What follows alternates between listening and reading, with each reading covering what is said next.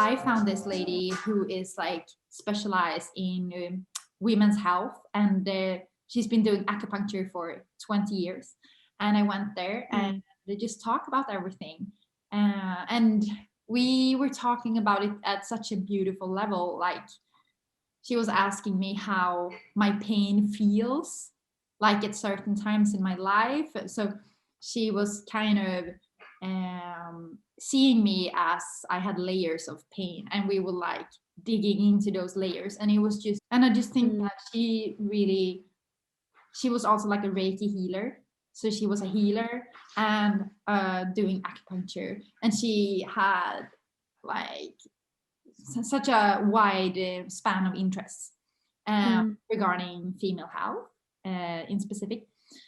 And we were just talking about like my period cycle and how that works out, and what I eat and how that affects my body, but also the moon cycle and how that affects women's period cycle, because it's so connected, and it's like so many people who doesn't know that. Yeah, but you were interested. Yeah, that's so cool. Yeah, because last month, both me and my roommate, we got our period the same day, and it was new moon. So I Googled it because I was very interested in it, because I know that last year I used to get my period during the full moon.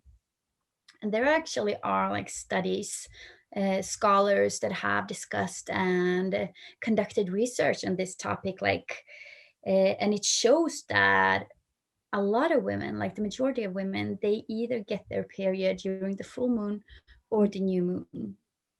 And that there is some type of connection to the moon's phases, and also that our period is like approximately like 28.5 days, as well as the moon cycle. So that's pretty epic. Yeah, I think that is And so interesting. I think that's important. Yeah, I think so too. but otherwise, regarding my visit yesterday to the acupuncture clinic, it was like many interesting things there that I could talk about forever, because it was so many things that were connected to different areas that I've been thinking about but never really talked to a professional person about. But in short, I got acupuncture, and we had a long conversation, about 30 minutes, about my health the past maybe 5 years. And she recommended me to visit an how do you say it, osteopath. Yeah. So I'm going to do that next week. And an osteopath is basically a person who is specialized on your body. It's not massage, but I think they're more like, yeah. But I think that it's so cool that you invest so much in your well-being right now. And I really, really admire you for it. And I really think that everybody should do that, Yeah. including me. But I always find excuses. I think everybody deserves it, especially you. You really deserve it. You should. It's like, maybe it sounds expensive, but the feeling afterwards, it's priceless. And I have a quote regarding that, like, when you want to treat yourself, but you feel like, oh, it's too much money.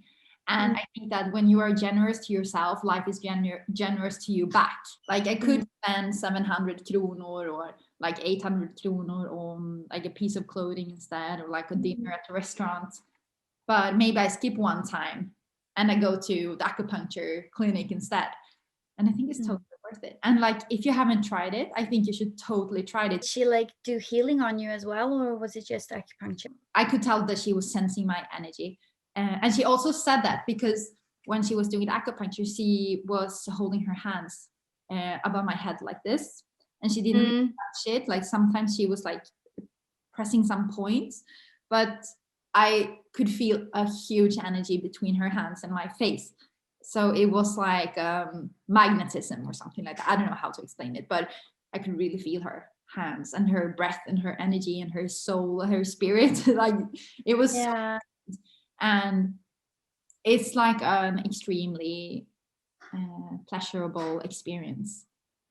But have you been to healing before? Have you been to a healer before? I did a Reiki healing on distance once. Oh, right. I remember. Yeah. And that is Yeah, it was like a thing that happened there that happened yesterday too. Like I was feeling exactly the same things in my body Mm. both of the times. But you have also been to healing, right? Yeah, I was actually once last summer. I think it was in August, perhaps. Because the reason that I ask you is that it really resembles my experience. Because then she didn't touch me Mm. at first, but when she held her hands above my head, it felt like such a pressure. It felt like she actually held my hand and my head, and that she had a grip on it, like a really hard grip on it. And that was a bit scary actually, but I didn't feel like frightened. It was more that I could sense her energy, so it was so distinguished, like in the air. And also, when during the healing process, I also felt like one specific time that it felt like I had several hands around my body and not just hers, even though she wasn't touching me. So later on, when I asked her about it or I mentioned it, she actually said that, yeah, there are a lot of people who say that Mhm. they can sense that there are like at least three persons surrounding you. Mhm. Afterwards, you go through this like cleanse.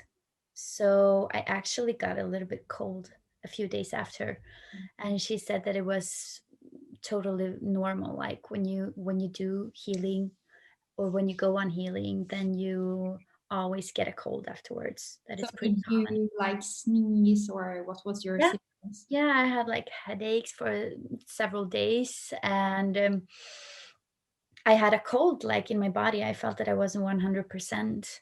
So I had the same feeling yesterday. So after I went to the acupuncture, I Mm, was like, I just had a feeling that I felt sick, and I was like a little bit dizzy, and I felt nauseous as well. yeah. Today I do feel lower than I usually feel in terms of. Um, I feel like my eyes are swollen. Like it's probably not showing, but you know Okay. the feeling when you feel like your eyes are swollen. Yeah, That is yeah. the feeling that I have, and I woke up like that a little bit, like you used to say, balloon head, Yeah. because it's like someone just blew your whole face up like Yeah, a balloon. I know. Yeah, a little bit like that. But I think that so yesterday was acupuncture. It was not Reiki healing, but she definitely healed me because Mm. she had her hands over my face, and I was not sure if she touched me or not. I think that also regarding the acupuncture more specifically, she put the needles in my body, and I could feel it when she pushed the needle. I maybe had 10 Did needles, it hurt? but in my feet. It felt something. Like I definitely felt something. I could feel like the needle was going through my skin. Mm. But then I didn't feel anything at all. Like and it was in my hands. I had two on each hand, and I had two on each foot and on my legs, not on my arms, and one in my root chakra. Oh my god. That was it was. Oh. And then during the acupuncture, like I was just laying on this bed, and she was holding my hands, and then I started to feel the needles, and it Yeah. was one needle at a time, which was strange. I'm And so afraid of needles, so that sounds like it's so tiny awful when you needles, say it. like tiny needles, this smallest needle that you've ever seen. I just wonder why I could feel the needles all of a sudden, and then it disappeared, and it was just three needles, all of 10 out of 10. uh, Maybe like the body, how do you say, Reacts to the energy, I think. react to the energy like physically, like if you sit in the pain, Mm.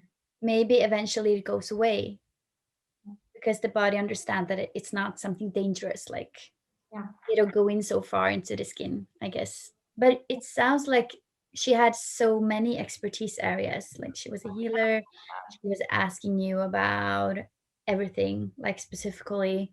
And she also did this acupuncture thing. So it feels like you had like a full service yesterday.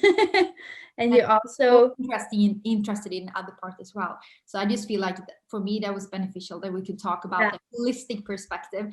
So FYI, I just googled this woman, and I had a really great feeling when I found her. She had great reviews, and yeah.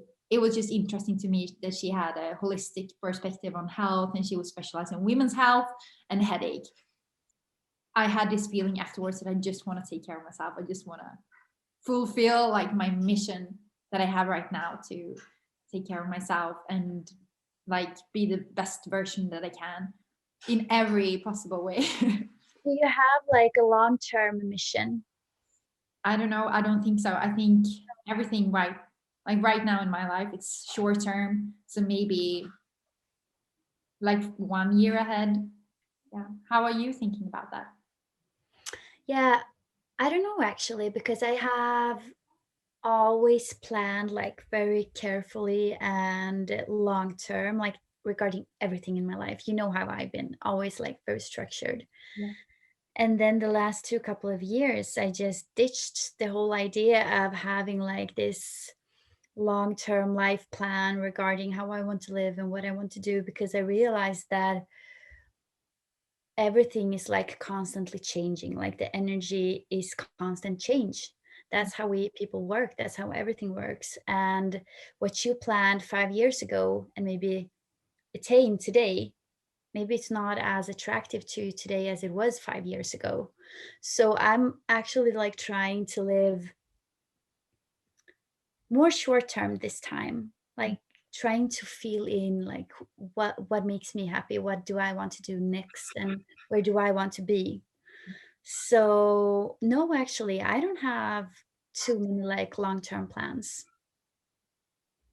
But I think that's great because although I think in general people think in the long perspective a lot, like they go into relationships because Yeah, it kind of completes their life purpose of finding the yeah, perfect partner and getting kids and getting married and getting a house. yeah. And when they like even on the first date, like some people they're just like, oh, this is a good husband, this is a good wife, or Oh just my god. whatever. Yeah, yeah.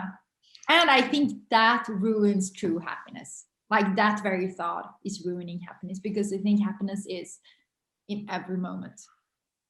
Yeah, and the question arises again like, okay, what is perfect? What is the perfect husband? What is the perfect wife? Yeah. Maybe you have your criteria, what you believe to fit your purposes and your needs, and that's perfectly, perfectly fine.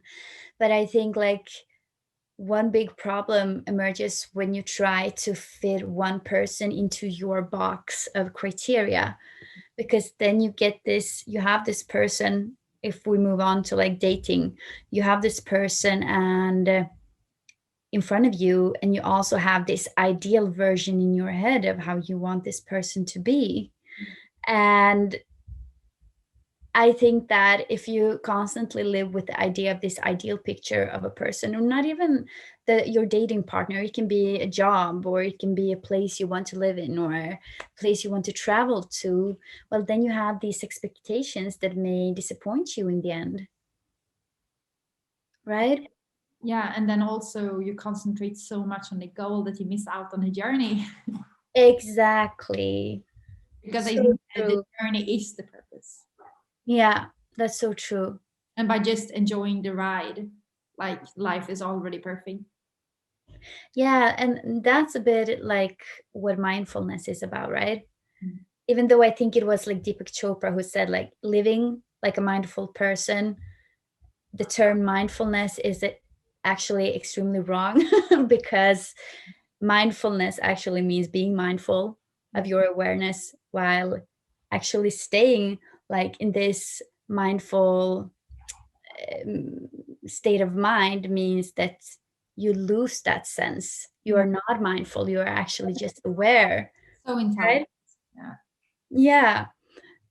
Just a side note, but what I was talking about is that that's what everybody talks about today, like try to be present in the here and now, because if you constantly like rush to the goals you have tomorrow or in a year or half a year, then you lose out on these golden like opportunities that you have in the present moment. Yeah. And me and my roommate were talking about this also. She said that it feels like I constantly wait for something. And I agreed because you always have these plans, you always make these plans, you always visualize, like, I see myself here, I see myself there. And even if you do like climb the ladder of your own success, like whatever you have set out intentions to do and accomplish, that you constantly feel that you're missing out on something because you have these goals in mind that maybe are like 5 years ahead. Mm. And then you never stay like truly happy in the moment. Because I don't know, this could like, this affects me so deeply, Mm. that this exact topic, because I can totally relate to that. Like I feel like I had that mindset until now, like until 1 year ago, and that I was like constantly searching, like I was totally searching for something all along, but I didn't even know exactly what I was searching for, because I also realized that I was searching for happiness. And Mm. then I realized that the happiness was inside me all the time. So all of my searching, traveling, getting to know new people, being in relationships that was more explorative than, Mm. authentic, because I was like, yeah, maybe this is me, maybe this is my happiness. But then I realized that it's all inside me, and it's all about the feeling that you create in your Yeah, heart. definitely. Mm. So true. Mm. And I think a lot of people say that as well, that all you look for is inside you. So just look within and you will find whatever you want. Like your dream life is already inside you, because I think that it's just about a feeling of self love and love And for. how do you begin? Like, think about if you are an individual who rarely goes inwards, who Mm. rarely like reflects on their emotions. Mm. How do you begin that process of trying to like search for the subjective definition of happiness? Like, what makes me happy? Am I happy? What is I happiness? think just by thinking that exact thought, you Yeah. already came pretty far on that journey. Mm. Just by being conscious that it is a journey, and I want to explore, like that is the first step. And if you came that far, you just have so many things to win. Like, um, just, I think for me, if I speak from my personal experience, Yeah. I would immediately start to be kinder to myself. Mm. Um, yeah. What do you think? No, I'm asking because I think it's so interesting to listen to like different points of views because I read somewhere that you can only go as deep as like your subconscious allows you to. Mm. So let's say that I'm supposed to like go inward right now and I'm a person who's constantly living externally, so to say, as an example. Mm. And I try to sit and reflect in stillness, like, okay, what makes me happy? But then these behavior patterns, they occur like, okay, now I haven't called my friend. I haven't spoke to her for like 3 hours. I need to call her. I need to give her a call. Oh my God, the laundry I need to wash. Mm. I need to go to the kitchen. I need to clean. I need to go out. I need to power walk. I need to, you have all these musts and all these do's and don'ts. Mm. And these subconscious patterns, I think that's a question of meditation once again, like we touched upon in the last episode. Like, how do you still all of these thoughts Mm. and try to reflect on what happiness actually means for you? Mm. But as you say, I really believe that it has to do with your own development. Like, how far have you gone on that journey already? Like, what have you experienced that makes you question those things? Because I don't think that people question themselves regarding if they are happy or not unless they are proven otherwise, Mm. like the contrary. Yeah, definitely. But I think that is one thing that I think about pretty often. Like I recently read the book The Secret, which I Yeah. read for a long time, but this time I actually read it, and I think it was very interesting and inspiring in several ways. But I think one thing that I really carry with me after finishing the book is that regardless of what area you focus on, that will expand. If you focus on self-love and self-development, you will develop. There is no question about it. So if you spend 1 time writing your journal, meditate 5 minutes every day, or every second day, or every third day, then you will develop. Maybe slowly, but it will go in that direction. So now, no matter if you do 1 minute or 5 minutes or 1 hour every day, it expands. And then all of a sudden, it's expanded so much that it became your personality. Like, it's such a huge part of your life that it's becoming you. So true. I think that is really like that. Yeah. So I think that we should just go with the flow then. Yeah. And just test things. Like, what is personal development for you? Exactly. Like, what works for you? And as an example, how many times do you journal a week? So I had a busy period with a lot of thoughts, and then I did journaling 2 times a day, every morning and every evening. But I feel like I'm at peace with my own thoughts right now, so I only journal in the morning, but I could journal 2 times a day. But I think that I don't want to focus on one thing, and because I also do other things for my self-development, and journaling is one thing. It's not the most important thing, but I think in the beginning it was the most important thing, because when I started to journal, I really found depth in my own feelings and emotions. That was great. But now I do it once a day. Yeah. And how do you do it? Oh, that totally depends. But initially I try to journal twice a day. And then it doesn't have to be like this long texts. It can be like 2 or 3 sentences, depending on what I feel. Because what I write, I'm always trying to be like genuine with myself and honest. But initially 2 times, and often it happens after like meditation. Well, I think that now you really touched an interesting point there. Yeah. So I know that I think that maybe people don't see me as a routine person, but I am addicted to routines. Yeah. Yeah. So I could never write 2 or 3 sentences of my journal. It's always 1 page. And I push myself until I get that page filled. And I push myself to be as deep as possible every day. Because I'm addicted to my routines. And that's also why I can eat the same thing every day, because I know for sure it's like a control question. I know if I eat this same salad every day that I love, I know that I'm gonna feel great every day. But is it then that you get like not anxiety but stress if you write half a page and then you see I can't do it. It never happened. Not even once. That's interesting. I can write like 3 sentences. I can write 2 pages.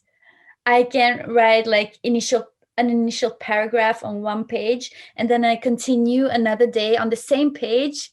I think you would flip out in that case, because then I have like a sentence break and I have a new date, and then I continue on the same page.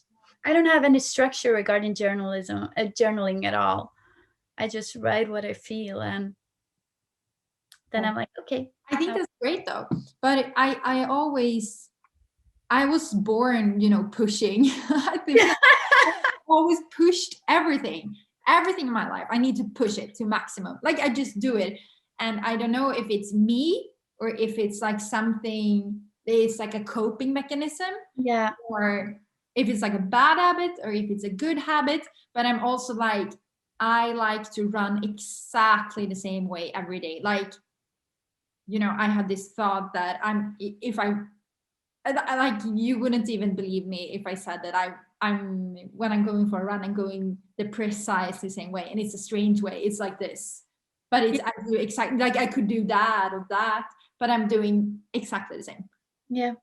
And it's also like, but then I also know that I can do it, because exactly the same is no challenge. It's just You won't be disappointed because you have your Exactly. expectations on yourself because you have results from before. Yeah. Exactly. You know what I mean? And Yeah. I had this thing as far as I can remember. I've always been doing this.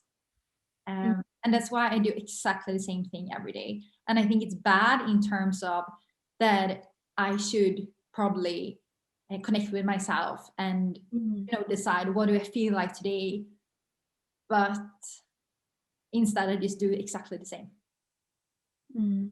But I think it's not unmanageable. I think it's like perfectly like realistic. The things. It's like 5 kilometers, the exact same round. It's Yeah. 20K or something. But I do exactly the same. On the minute. You're a routine person. Yeah, those kind of routines. Yeah. I think I'm a 50-50. I love my routines like in the morning. My perfect morning would be like to have my own time and stillness and taking a walk Mm. by the ocean where we live and then continue with my day and also to work out. And I am I like routines, but I'm addicted to variation. So otherwise I get bored. So I need to have variation in my Yeah, routines but as I well. think it's just about the fundamental things. Yeah. Exercise, Uh, journaling, self-development. These I'm like addicted to my routines regarding that. But otherwise, when it comes to and also the food, because that is also a health thing. But the rest, I can be spontaneous seeing friends, and I can be spontaneous just doing like I love to be spontaneous. That is something that I love. But I think when it comes to those core things, that it gives structure of my well-being. And mm, I think something like that. I don't know. yeah. Or performance, maybe. Yeah, maybe. That's interesting. Yeah. Mm. I think you share that with a lot of people though. Like I think we are all the same. We all have our routines that we want to stick to, but that they can vary like depending on what they are. Yeah, I think so too. Okay then, until next time. It's been a great chat, and I hope that Yeah. everybody enjoyed our conversation today as well. We had really good feedback from last week, which we appreciate it so much, and Yeah. so much love. So much love. This past week has been filled with love. Yeah, it has. It really has. Okay. Okay, but I'll see you next week. Yes. Okay. Bye bye.